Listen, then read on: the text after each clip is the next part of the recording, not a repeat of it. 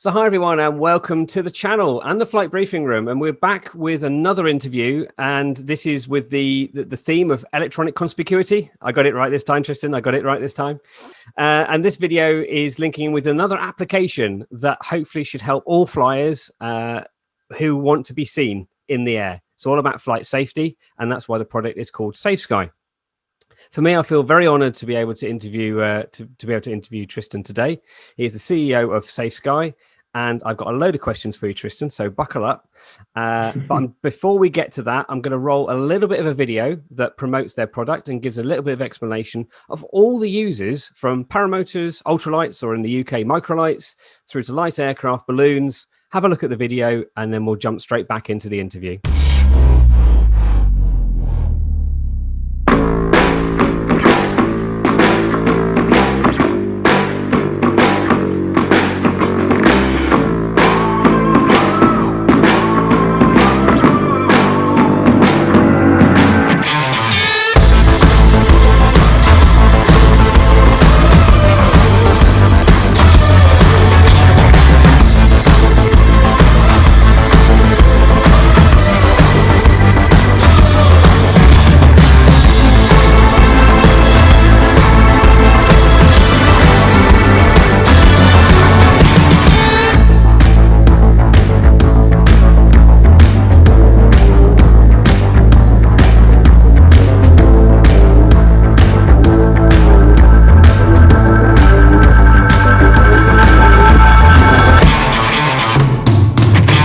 Always, Tristan, with my channel, and I believe you've seen a few of the interviews already. Please give a little bit of introduction to yourself and a bit of your flying background, because I do understand that you are an avid flyer as well. Okay, yes. First of all, thank you for organizing this interview. It's a great opportunity, and I'm very honored to participate to your channel that I've been following for a while. So thanks for that on behalf of the SAFESKY team as well. So my name is Tristan. As you can probably hear from my accent, I'm actually French. So I'll do my best to hide the accent. And I've been actually an expatriate in Belgium for about 20 years. And I've done a bit of my studies in the UK when I was in France, in Manchester and in Leeds. I'm an IT developer, and I'm currently the CEO of SAFESKY. So in terms of background experiences with flying, so I have enough gray hair on my head to remember having started with a Microsoft Flight Simulator 2 on Commodore 64. Oh, wow. Yes. So that's a long, long time ago. And I've been a virtual flyer for about 2 decades. And it's only in 2012 that I started training on microlights, as you say in England, on 3 axes. And that was really like a dream coming true, because having done lots of flight simulation, coming to the real world was really something I wanted to do for some years, but for whatever the reasons, I did not make the step. So I started training in 2012, got my license 2 years after, and I'm currently the co-owner of an MCR 3-axis microlight. It's a low-wing aircraft. It's a brilliant machine. I'll have to get you to send me a picture so I can put it on the screen so everyone can see what you fly. Okay, definitely. So it's a fantastic plane. And actually on the MCR, I had a chance, was 3 years ago, to cross the channel, the English channel, to come to England. So it was also quite an experiment to fly over to England with your own plane. I think a lot of people like to do that flight. Yeah, exactly. So it was really nice. I went to Goodwood at that time, south of England, with a racing track. The runway is right in the middle of the racing track. That's very atypical. And so since then, I try to fly as best as possible. And with a gang of friends, we try to organize some cross-country flights in Europe. Basically, that's really a hobby that I have discovered. Yeah. Well, I'm very pleased that your English is better than my French, because this interview wouldn't be taking place otherwise. So I'm very, very grateful for that. I'm not sure how I have to take this one. So SAFESKY, it's one of those things. It's an application, and there are quite a few, I'm not going to say equivalencies of applications, but how did the application come about? You said you're a software engineer as well. What was that moment when you realized, I need to write the code for something. I need to make another application because there's nothing out there that does what I want it to do? Yeah, so that's a story that started back in 2016, actually. So by starting flying, I started to realize that air miss in the sky is quite frequent, actually. True collisions is not so frequent, but coming very close, not only to planes, but to paragliders, to any type of things that actually fly in the low airspace is actually pretty common. And when you are sat at the bar drinking some Belgian beers with the colleagues, you hear plenty of stories of things happening like this. So, you know, it's not only you, it's not, it's pretty common. So that occurred to me that there was something just strange. And given that the instruction you learn to do see and avoid as a flight rule, which is still in practice, of course, it surprised me that nowadays, it was not possible to have at least an awareness of what was around you. Yeah, of course, there are some solutions, but those solutions were and still are kind of community driven. So gliders have solved it their own way with the FLAM protocol and the FLAM devices, which is very popular. General aviation, ADS-B, is meant to be a standard, but I think less than 10% of general aviation is using ADS-B out today. And even if they rarely have ADS-B in. So you transmit information. It's great for air traffic controller, but not for your fellow pilots flying, converging to you, for instance. So I was just surprised that there was many protocols, many things, and a certain class of pilots had absolutely nothing. I'm thinking of paragliders and those type of community. So super surprising. And all of us, we have at least one story where we've been flying at 2,000 feet, and all of a sudden we see a paraglider. And yeah, it's amazing how everybody congregates at 2,000 feet, isn't it? Yeah, it's true. It's probably because it's a rounded number. So then there were some thoughts, and because I have an IT background and I was getting started very enthusiastic on the aviation, it came very natural to try to think of maybe some ways to contribute and try to help. So in 2016, I started to elaborate with my brother, who also works with me and is an IT developer. We started to elaborate the basics of what will eventually become SAFESKY. And we started to experiment and standing position while in the air. We saw the constraints. We started to really reflect on this. And we have conducted, I think, 3 prototypes until 2020, where during the lockdown due to the COVID, we had a bit more time to spend on it. So we accelerated the developments. And then eventually I took a flight with a friend to Germany. And on the way back, I showed to my friend this software that was just a prototype while returning back. And he was like totally excited. But look, this is a brilliant idea. You can't keep that in a box. You really need to do something with this. And then eventually he organized a dinner with some friends that were flying with me at the same clubs. And all of them were mega excited. And this is what actually made me realize that there is definitely something here to do. It solves a problem. There is more to do. And those friends actually convinced me that if I was to do that as just as a hobby, it would be very unlikely to really manage to take it to market and do something. So all together, the 6 of us, we actually decided to create a new organization called SAFESKY, so that we have at least a legal entity, and we were able to put some funds into it to get started with the remaining developments to do. And eventually, in March of this year, 2021, we released the first version of SAFESKY. And since then, we have done a couple of major updates, and we are currently having 16,000 registered pilots in 40 countries and 6 languages. So it's a start. It's a start. I think that's a fair, first step up the rung of developing a product, if nothing else. I've touched on this before in a few of the other videos, and this is sort of leading into my next question from what you've already explained about how the product came into fruition. And it's, we've all got one of these. We've all got a mobile phone. And off the back of a few of the other videos with all the devices that enable us to be seen, and you said it's all out, we're all squawking, we're all pushing out, here I am, here I am, here I am. The sort of questions were leading along the lines of, well, why can't we make our mobile phone effectively a squawk device? And in some respects, because I've got the application, I've actually used it recently, more just to see if the aircraft were doing anything. It's like, oh, yes, they are there. So really, the comments are looking along the line. Can you briefly explain how SAFESKY works, either in a layman's term, because we all have varying levels of understanding, and I'm sure from your coding, you work at a very deep level. But for the general aviator, how does my phone take the information out there and give me a situational awareness picture? Yes, and you phrase it very precisely how it should be. It's a situation awareness. That wasn't planned, everyone. So this is really what it is about. It is not an anti-collision system. It's not a replacement for any e-conspicuity devices out there. It's just meant to be complementary or the primary tool if you have absolutely nothing on board. That is what it is about. And this is why potentially some of the weaknesses of transmitting data when you are in the air can be accepted. So SAFESKY, it's a non-certified application.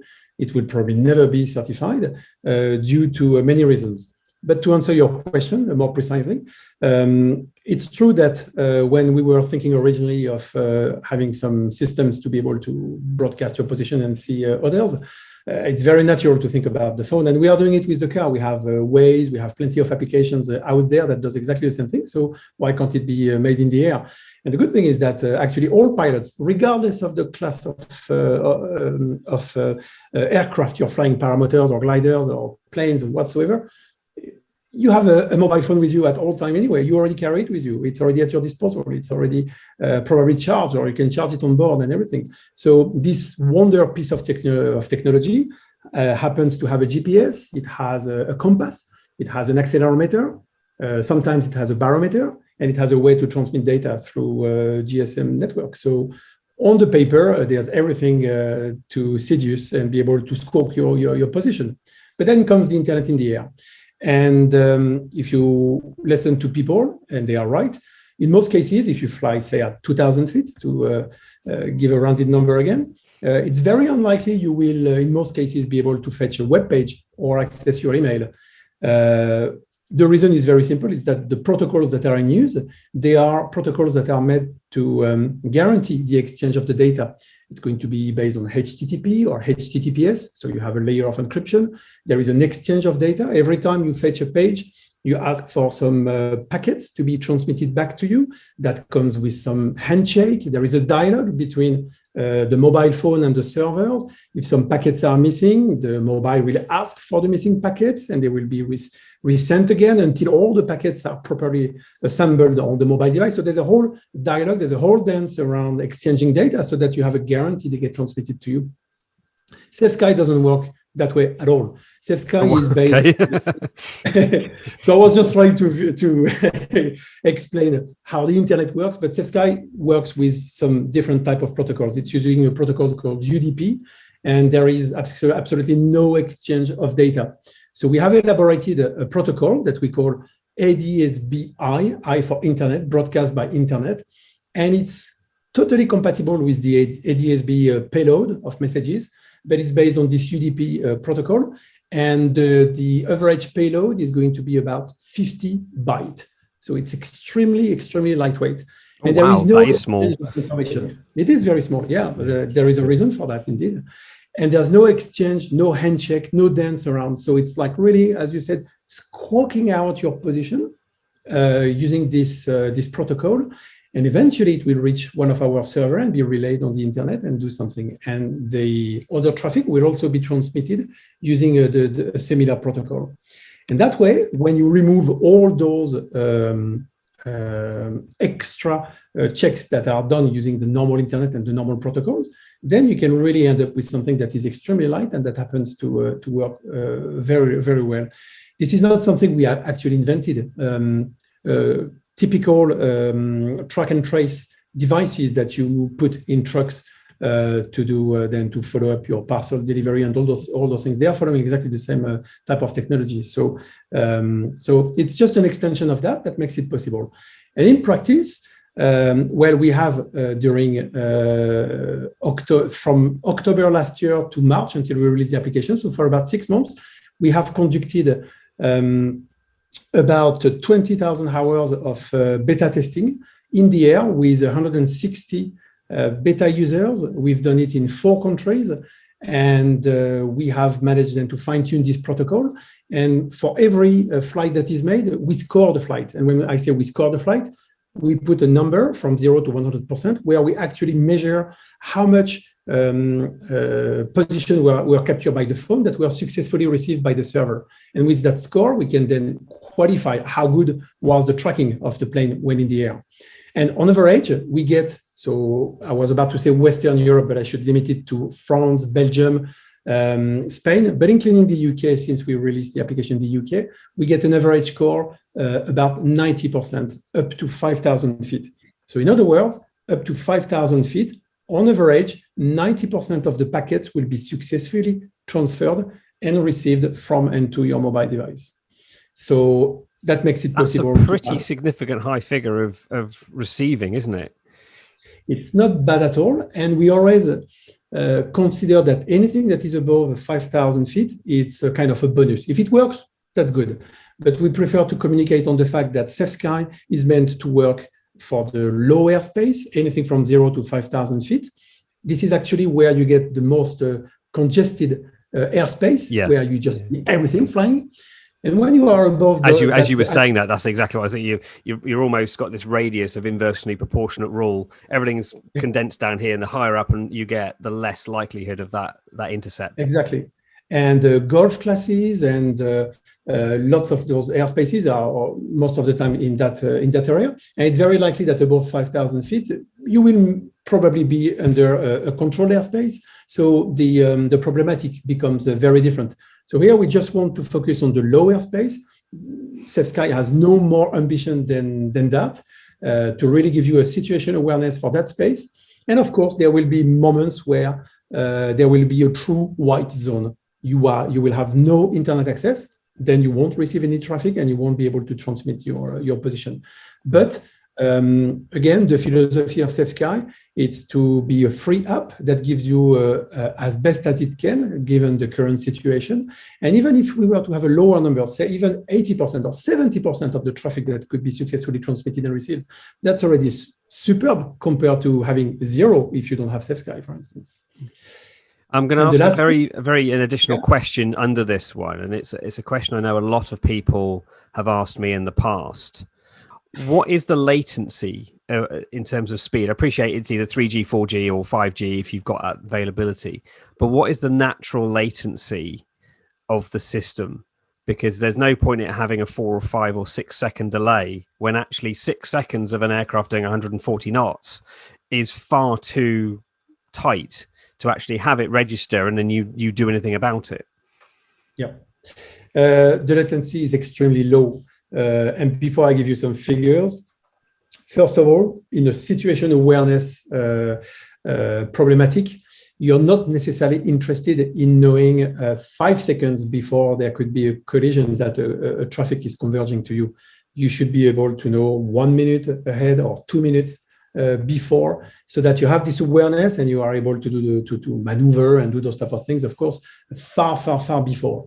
But then when it comes to SAFESKY as such, the latency is extremely low due to the small payload that we have, and we are using regional servers as well. We are using the Google backbone infrastructure, and we have regional servers in the UK. So when you are flying in the UK and transmitting in the UK, the data are just circulating in the UK. But if you are flying in Belgium, you will use, there is one in Mons, we will use the regional server in there. So we have used the infrastructure of Google at our advantage, at a very low cost as well, to be able to do this distribution of traffic.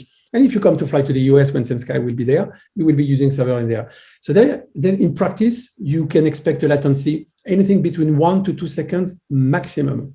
Wow.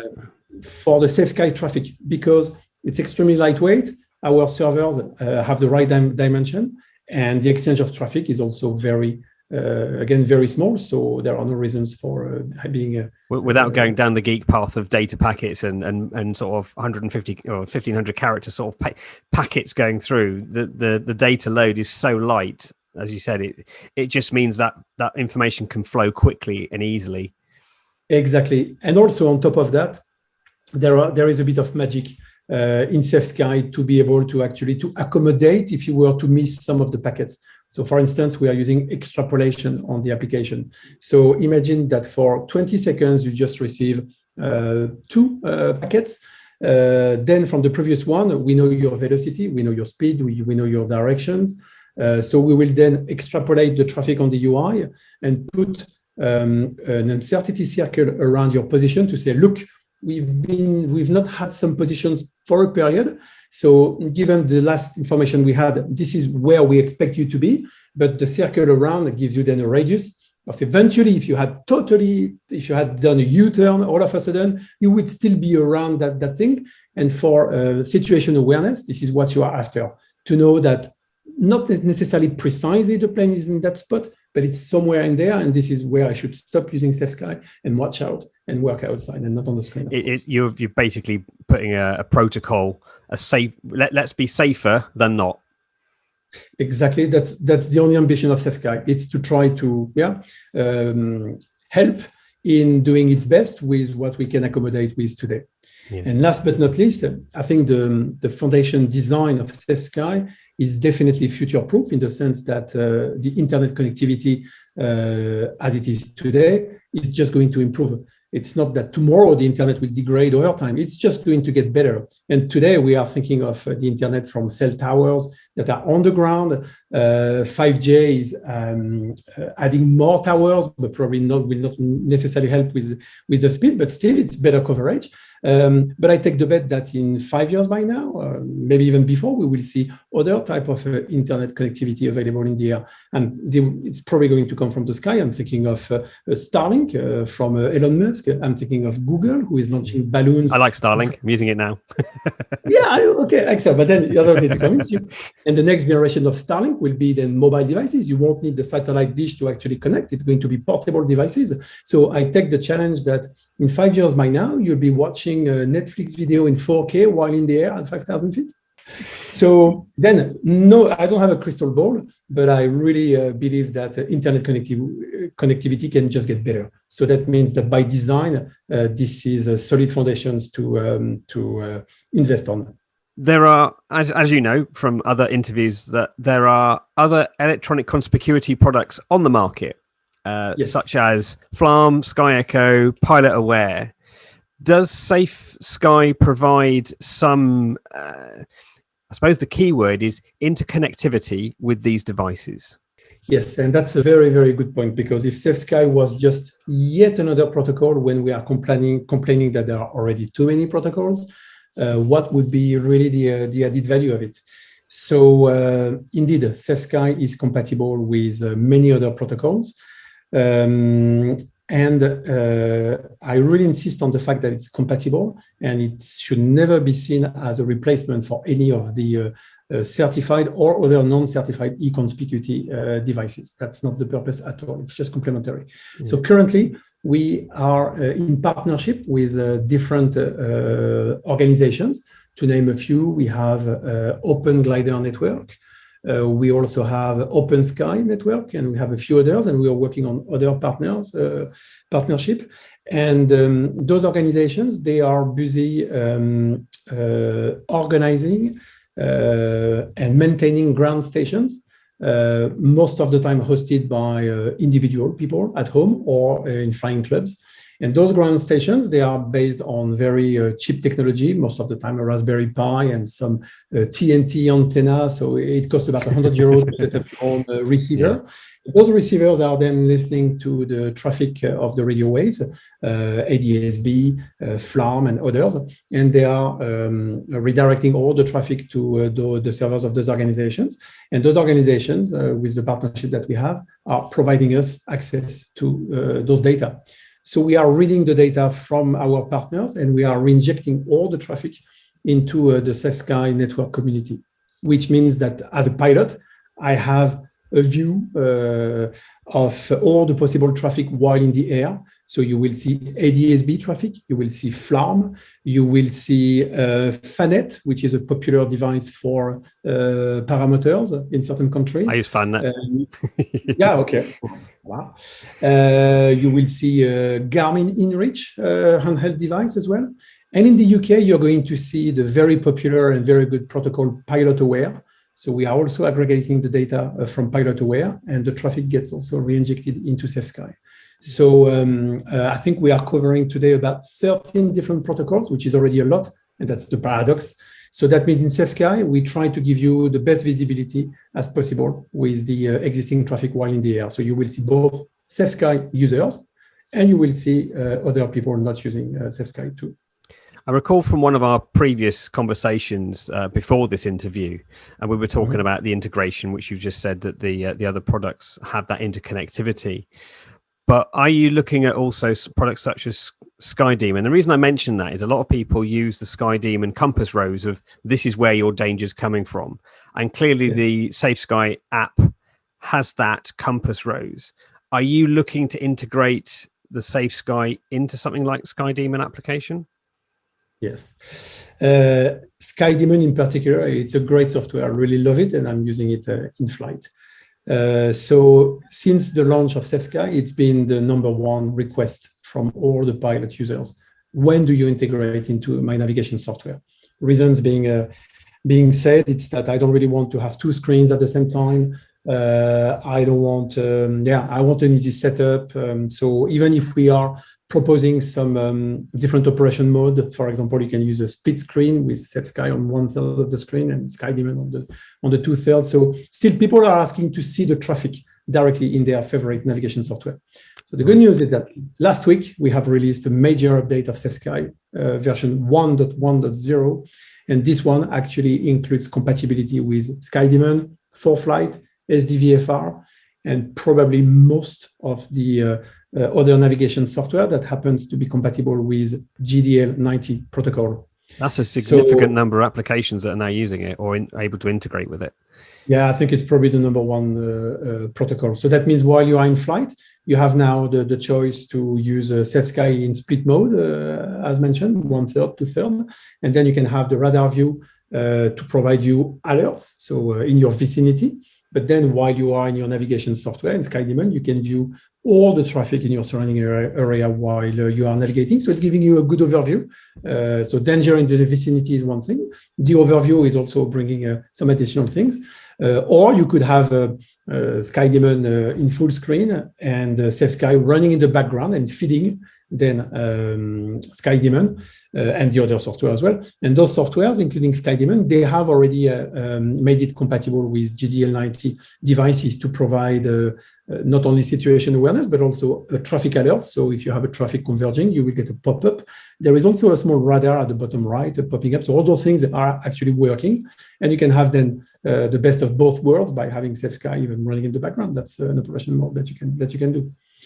So personally, I do like the audible alerts as well, because not everyone and we've talked about this on a few of my other interviews, where you don't want to be eyes down, you want to be eyes up and looking out, and just everything going through your ears to aid that.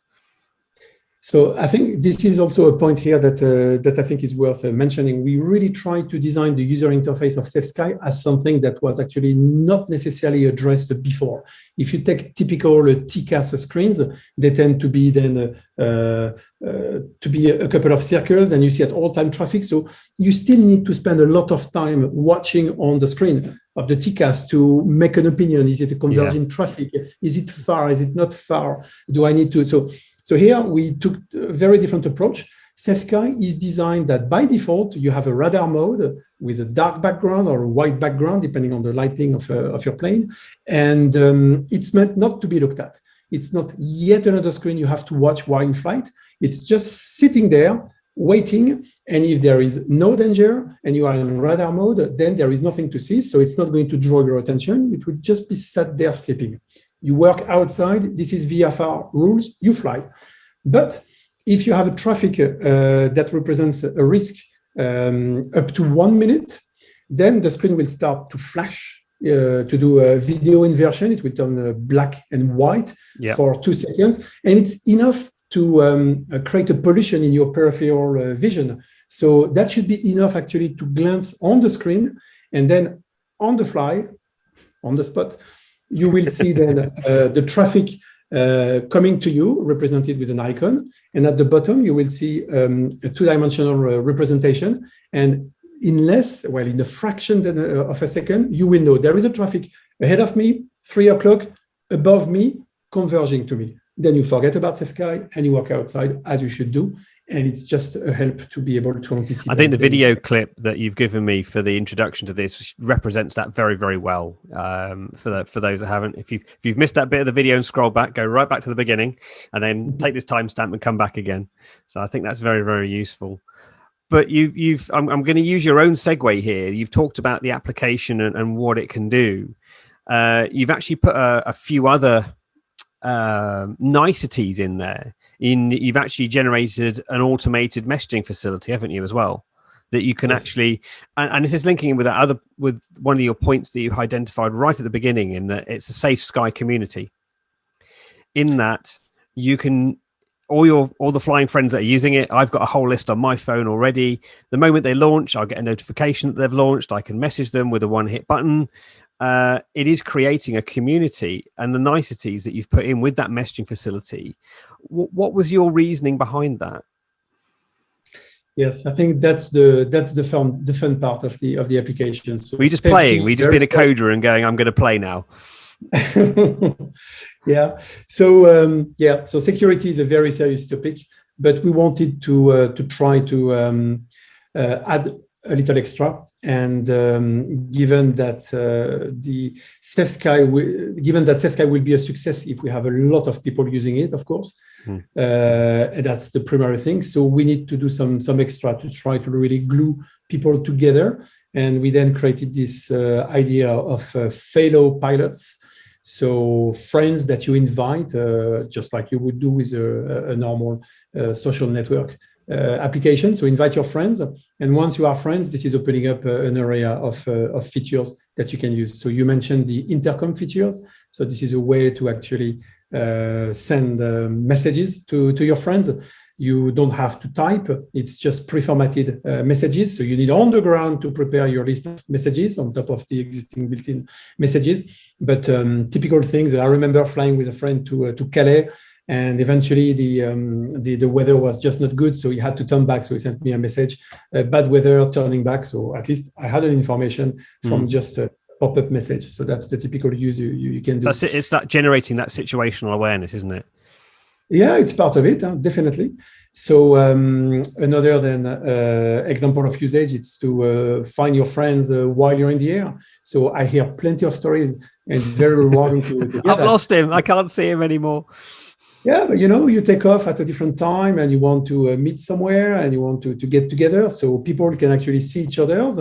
They can eventually exchange by this intercom message a frequency to connect, and then they start to speak on the radio, and they have this awareness. I could have used that recently on one of my videos. So where's my friend? I can't see him. Oh, there he is. Or just out of plain curiosity, you can be at home on your sofa and looking outside and thinking, oh, it would be nice to go flying. Who are my friends that are actually out there? So you can just see them. Why are they flying and I'm not? It's normally the phrase, isn't it? So that's a good, So there are plenty of scenarios. There was also, I was talking to one of the participants of the Tour de France ULM, microlight Tour de France that happened 3 or 4 weeks ago, I think. And they have a leader at all time. And this leader, one of the difficulties that the other participants, they need to follow the leader, but they fly at very low altitude, and they are very close to each other. So they are not necessarily in sight. They are not in sight of the leader. So on the radio, they are continuously reporting their position and making sure that they know where they are. And here, what I was told was that thanks to the fact that you can spot your friends, they were using that on top of the radio to, at all time, have an acknowledgement or an awareness again of where all the participants were, including the leader, and that was apparently extremely useful. So those features are really part of trying to help build a community. And we also have this feature of Squadron Flight. So you can fly with a squadron. So when you start your flight, you invite your friends, your fellow pilots, and then you can choose a color for your team. You can give a nickname. You can choose a radio frequency. So you just fill some details. You invite your friends. They accept it. Everyone is enrolled in the squadron, and then you fly together. So when you fly together, this is not triggering alerts when you are close to each other. So that avoids then polluting the interface with false alerts, basically.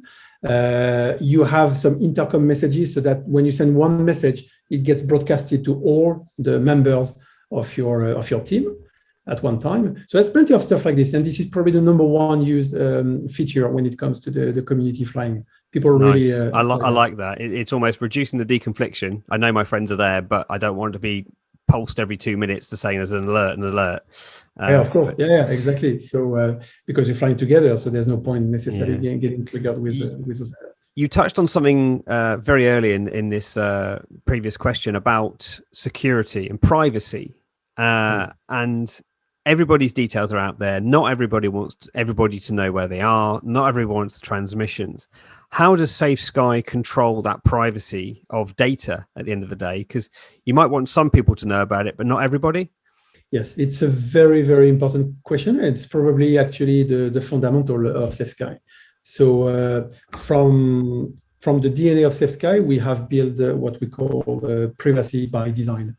The original motivation was to say that it's about situation awareness. It's about spotting a traffic while in the air. So what we care about, it's the position and the type of traffic and its velocity at a certain moment in time, but we just don't care about the pilot who is behind the cockpit. That we don't care. So by default, all the traffic in SAFESKY are totally anonymous. When it comes to SAFESKY, when it comes to other types of traffic from ADSB, FLARM, and pilot aware and other protocols, if the call sign is documented, the call sign will appear because we don't master or we don't have control of those data, and they are anyway publicly available. So these will show up. But SAFESKY users, by default, you will just see a plane or a paraglider or a gyro or something, and that's it. No call sign, nothing at all. It's just a traffic.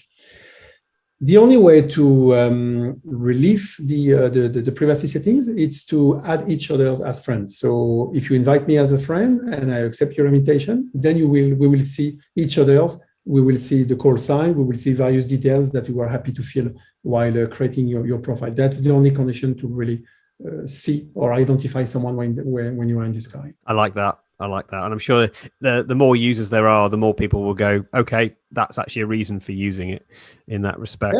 Yeah, I hope so, because we talk a lot about planes and microlights, but I think I would really like to focus on the other class of pilots. So again, parapilots, in particular, paramotors. Sorry,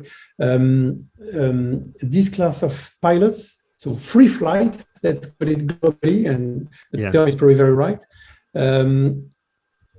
When we fly in those classes, we don't want to be tracked. We don't want to be copped.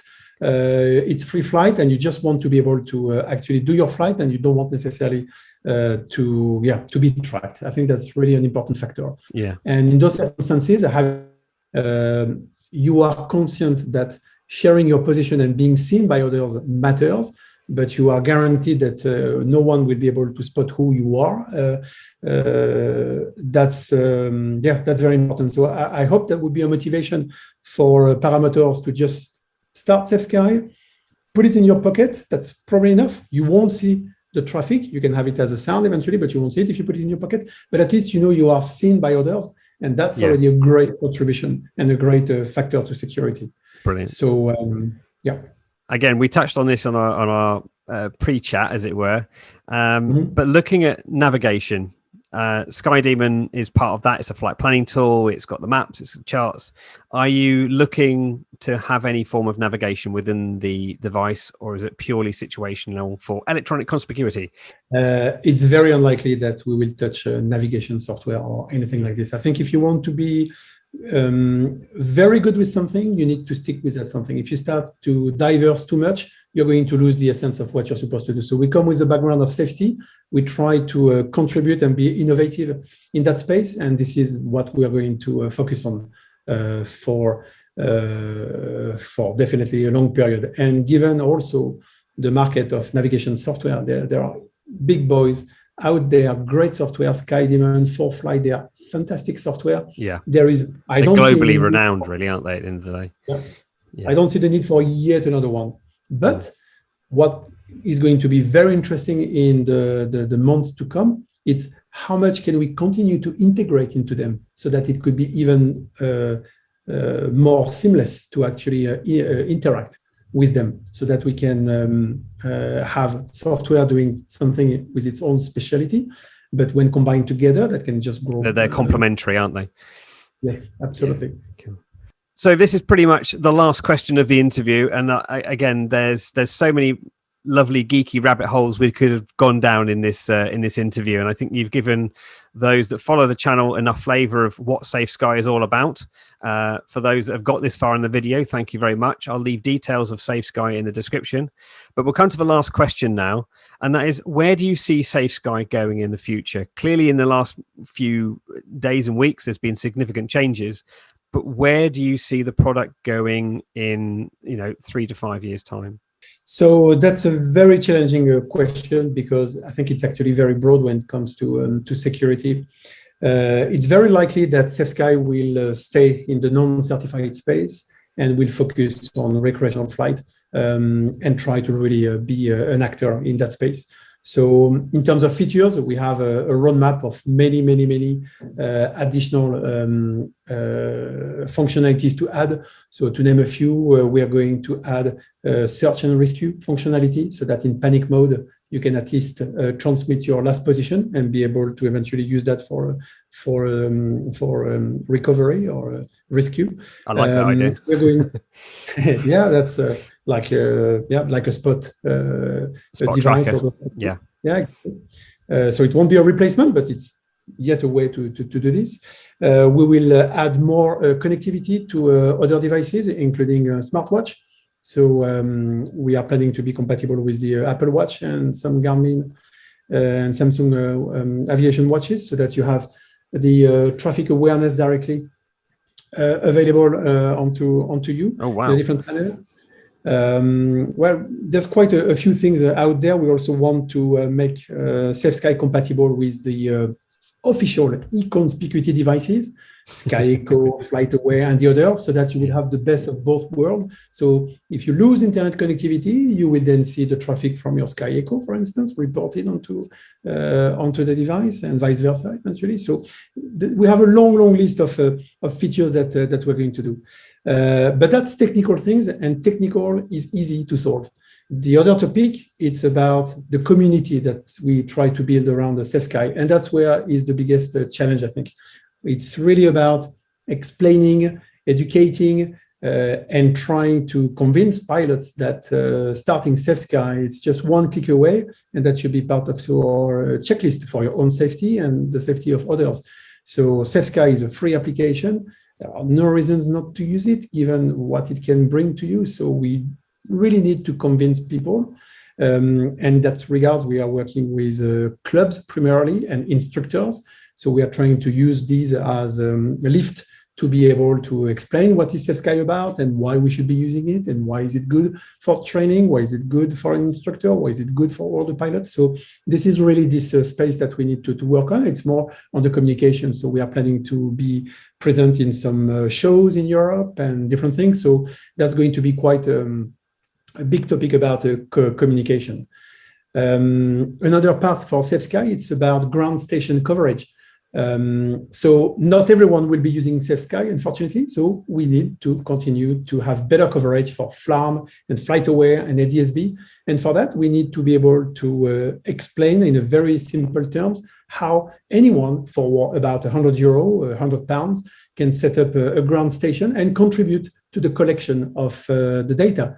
Not only for SAFESKY, but also for the other providers, because that's part of the rule. We need to really be able to track as many traffic as possible. A lot of areas. It sounds like you've definitely taken the leap forward of let's future-proof this as much as possible, and that's very evident from your passion and everything that you've talked about tonight.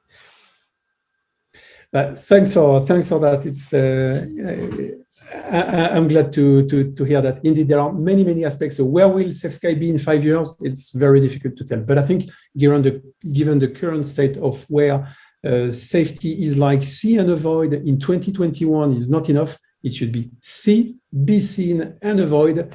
And we need to do something about that. This is just the technology is there, so it's possible to do. Well, I'm definitely a user of it, and so I've already got a list of friends on mine, which is already good. We'll wrap this interview up here. Tristan, thank you so much for your time. Again, there's so much in that brain of yours that we could have had a 2-hour interview at this rate. And I told you I was French, so I speak a lot. He did warn me about that at the beginning. So we'll leave this video here. For those that want to know a little bit more about the SAFESKY application, I'll leave all the links to, there's a lovely interview that Tristan's given me from a Rafale pilot, a fast jet pilot that's been using it, and all the other details about where to go and get the application. Even if you just Google SAFESKY app, it will take you through to links. But we'll leave this video here. Thank you so much for watching. And as I always say, until next time, everybody, fly safe.